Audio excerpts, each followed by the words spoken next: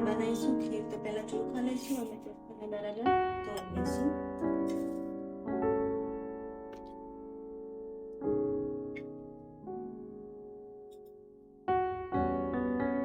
હવે આપણે ચોખાને ગેસ ઉપર મૂકી અને અંદર થોડું પાણી નાખીને પહેલા થોડી વાર ચોખાને ચડવા લઈશું.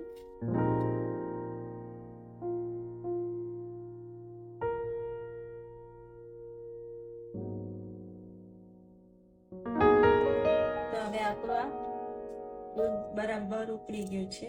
તો હવે આપણે એમાં એડ કરીશું કેસર વાળું દૂધ. કેસર મેં 10-15 મિનિટ પહેલા પલાળીને નાખ્યું હતું, તો એ એડ કરીશું.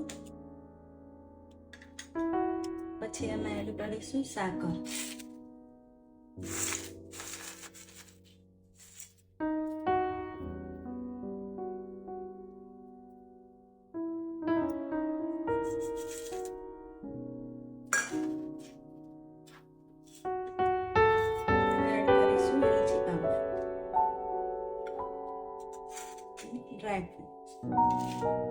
બધું એડ કરી અને 10 મિનિટ પાછું ફરીથી બરાબર ઉકળવા દેવું.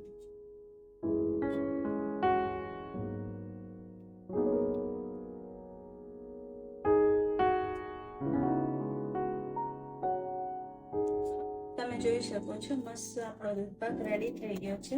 બધું નાખ્યા પછી 15 મિનિટ આપણે બરાબર ઉકાળ્યું છે. તો હવે આપણે ગેસ બંધ કરી લઈશું.